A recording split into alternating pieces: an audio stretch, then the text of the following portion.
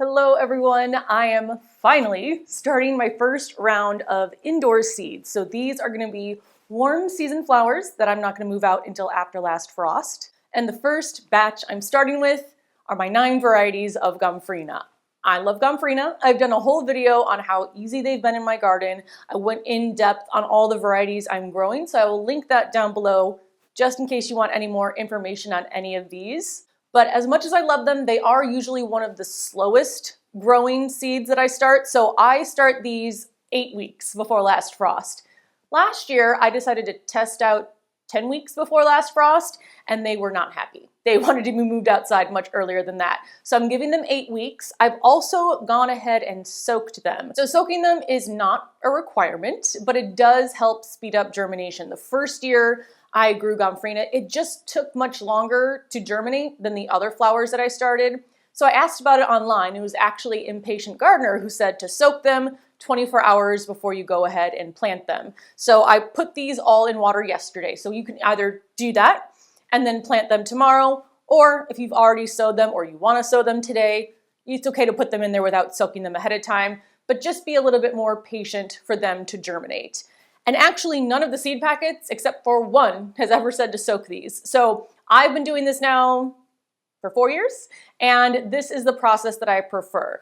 So first, let me tell you about my current favorite tea that I'll be drinking as we do these seeds. I feel like over winter, I'm really into the chocolate and chai tea, and then as soon as the weather starts to get warmer, I want more fruity teas. So this one I've actually mixed together my apple mint, my orange mint, my pineapple mint, and then my pineapple sage, all from last year's garden. And it just tastes really nice. Not overly fruity, like there is still definitely a minty taste to it, but it's just a really nice light flavor of tea. So that's kind of been my go-to. I don't do any measurements. I just crush up the leaves and put them in here and then steep for about 10 minutes. And I got most of my flavored mints from Mountain Valley Growers. I have some more coming this year, but from garden centers in town. Peppermint, spearmint's usually easy to find. Chocolate mint I find pretty easily. Apple mint's kind of hit or miss. And then the other random flavors I all did get online. So I just wanted to call that out in case you want to get some flavored mints. I have more of mine coming in May. But now let's go over the Gomphrena varieties. This is going to be much faster than my deep dive. So again, I will link that down below. But I have 9 varieties on this seed starting tray from Jiffy that I'm going to use. There are 1, 2, 3, 4, 5, 6, 7, 8, 9 rows of 4. I'm not going to do 4 of each, and I'll explain why as I go through these, but I do always do that math in my head. How many do I want? I'm going to be able to fit everything I want in this one tray because, again, my garden is small comparatively, so I don't have to start that many different varieties. But first off here, starting on the left, I have Gomphrena QIS Rose and Gomphrena QIS Salmon.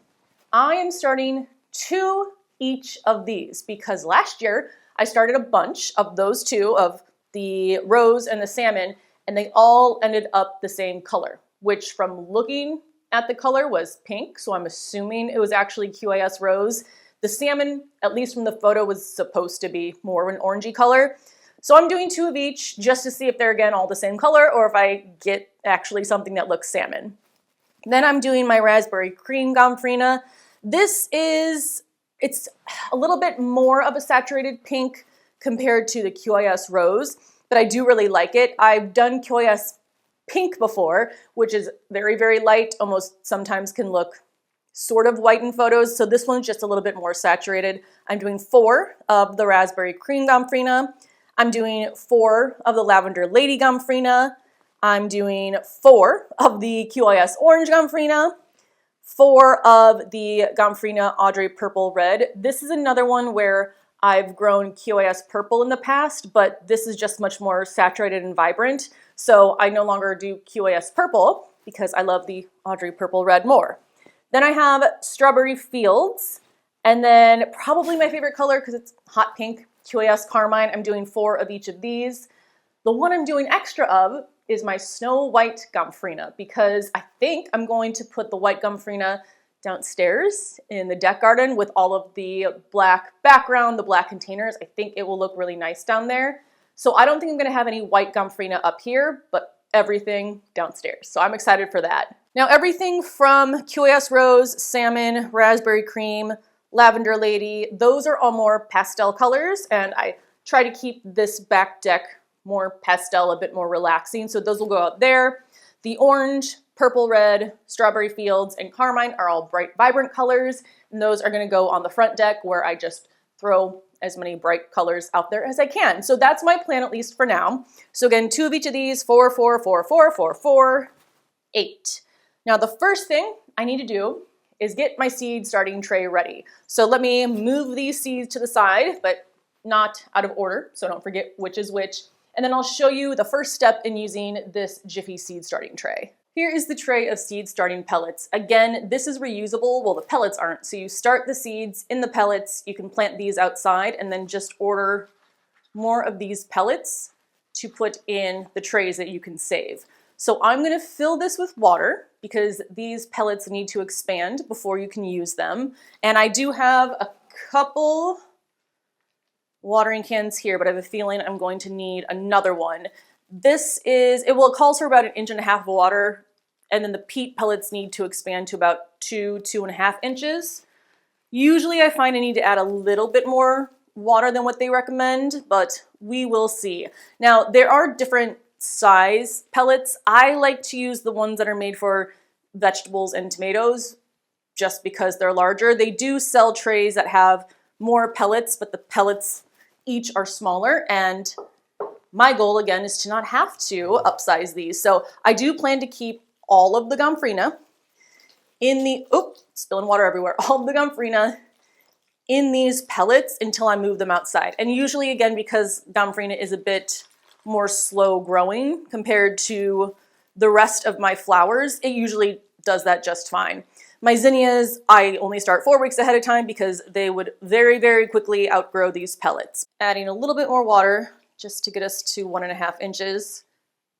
And as you can see, they do start to float around. Now, I find that they do absorb water faster if they are pushed back down into their little slots. So I just go through and push these down so that they are submerged completely in the water so they can absorb and expand.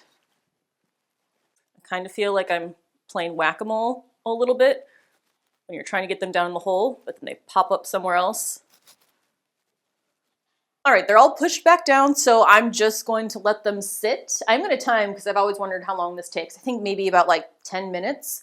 I'm going to let them expand, and then I will see you when they're ready to go. Well, it's now been about 15 minutes, and this is the expanded form of the pellet. I did add a little bit more water than I put in initially just to make sure everything was thoroughly soaked through. Now, if there'd been any water left in here, I would want to dump it out because I don't want to cause any root rot or anything like that with these plants, but it absorbed everything. So I am good to move on to the next step now. What we want to do now is peel back this top netting a little bit and fluff up the soil because this is where we are going to plant our seeds. So I just go through and do that a few times with each of these pellets, and that always seems to do the job. So I'll do that with all of these, and then we will get to planting. All right, so let me show you some of the equipment that I use to actually plant my seeds. First is a paintbrush that I've never actually used for painting, but I do use the brush end for hand pollinating any of my fruit trees, and then I actually use the handle end to make the holes. And I use this so often, I've now actually marked the 1/4, 1/2, and 1 inch markings on the handle. Now these only want to be planted 1/8 of an inch deep, so I'm just going to stick this down a little bit, but I don't know why, I just find it a little bit easier with the handle that's a bit smaller than working with my fingers to make the hole. I also have a towel because my hands will get a little damp as we go through this process, which causes the seeds to stick to my fingers. So I will be drying off my hands relatively frequently as we go through this. I also have labels. So this pack, when you first get a pack, it comes with 6. And then I just use any extra labels I have lying around for the additional rows that I need. But these I will put in as soon as I sow that section of seeds so that I don't forget what it is. Marker for the label, and I think that's it for now. I will use some vermiculite in a spray bottle at the end, but I will show you that when we get to it. So I'm gonna talk you through what I do, then I'll take you up close so you can see it, and I'm just gonna go through the same process filling out the seed tray completely. So the first thing you need to do is dump the water out of these jars. Now I just go like this, and this is the pitcher I use to fill it up, and I pour out the water. You can just go in with your finger and grab the seeds, but I find it easier to get the water out first and then get the seeds. So this one I am doing is the QIS Sam in Gomphrena, and I'm only doing 2 cells here because, again, I think this is the same color as the QIS Rose. So I'm going to take the end of this paintbrush, and again, just going down a little bit for that 1/8 inch. Now, even though I'm only starting 2 cells, I am planting 3 seeds in each cell. So there will be 6 seeds total for these 2 cells. Just in case one doesn't germinate, there are some backups in there. And then one of the hardest parts of gardening is having to go through and thin them if they all do start to grow. But I will never just plant 1 seed per cell because I always want to have a backup just in case. So I'm just going to stick these in the hole I just made. So this one is the QIS Salmon. I am immediately going to label. And I'm actually going to do, so since these 2 are going to be in the same row, I'm going to write both Salmon and Rose on this tag and stick it right in the front. I'm going to cover those seeds, and the first 2 are done. Oh, I'm so excited to be at this part of gardening. It's all happening. All right, I'm going to do the Rose next, and then I will zoom you in as I do the next row so you can get a better view of what I'm doing. But I am going to, again, use my hand, dump out the water. These are the QIS Rose seeds. Take my paintbrush, little 1/8 of an inch down, and then about 3 seeds per hole. This next row here is going to be 4 raspberry cream. So dumping out the water, which leaves a lot of the seeds on my hand, and then again an 1/8 inch. And you can see those little markers there for the 1/4, 1/2, and 1 inch. So I'm just going to go down a little bit for the 1/8 inch there. Drop in about 3 seeds per hole. And I like to wait until I plant all the seeds in the hole of each variety before I cover them, just in case I forget if I have put seeds in one of the holes yet, because that has happened to me before. And then I just use my finger to lightly, I think I might want to put 1 more in there, I only see 2, to lightly cover those up. And then we label so we don't forget what we just planted. Now this whole tray is going to be Gomphrena, so I don't have to write Gomphrena on here, but if I was doing different types of flowers, I would add that as well to the label. Next, we're moving on to Lavender Lady. So this process is obviously very repetitive, so I will speed through some of this, but I do the same process basically with all of the seeds that I'm starting. So let me know if you do want, for example, with my China Asters, which will be the next round, do you want me to do a video just like this where I kind of go through what I'm doing? Maybe I won't show how to use the tray quite as in depth, or is it just better for me to let you know I am going to start my China Aster? So let me know about that, because I don't want to make like 5 videos of me starting seeds and showing you the exact same seed starting method every time. So let me know down below. Taking the paintbrush, 1/8 of an inch into the cell, and 3 seeds-ish. Sometimes I drop more in there per hole. And getting a label on before I forget. So this is the Lavender Lady. And I'm 3 rows down, 6 to go. So this is where I'll speed through since it's the exact same process. And I will meet up with you when they are all filled, and I'll show you what I do next. All of these cells now have Gomphrena seeds in them, so I don't really necessarily have to do anything else after this point except put the dome back on this, but there are 2 other things I do right now. first of all is I will spray a little bit of water on the top of the pellets because these are watered from the bottom, which is great in general for seedlings. But sometimes that means that the top isn't quite as moist as the bottom. And I don't want the top to be dry. And some of these do feel a little bit dry on the top. Obviously the seeds are only 1/8 of an inch down. So I want to make sure those are moist. So spray bottle and just go through and give a couple of sprays.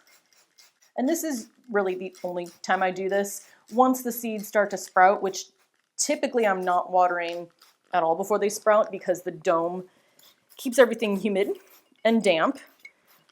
But once they start to sprout, their roots are usually deep enough to absorb the water, but I want to make sure that these seeds do stay moist.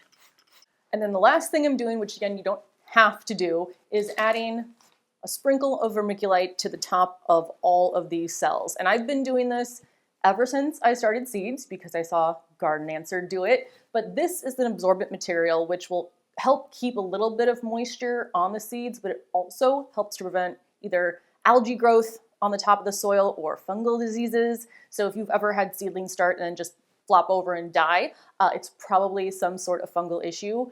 I've never not sprinkled vermiculite on top, but I've also never not had dampening off occur. So I don't know if I didn't do this, if I would still not have any issues, but I don't want to risk it. So I just go in here, and this bag is either the second bag I've ever bought or it's still the first bag. I can't remember because I really only use it at this stage of my seed starting, and I'm just sprinkling it on the top. Now, the only thing you might want to take into account is if your seeds say that they need light for germination, you should still be able to sprinkle a little bit and it'll be fine, but you don't want to put a thick layer on top of seeds that need light to germinate because then you're blocking the light. So I'm just doing a little sprinkle here, and that's it.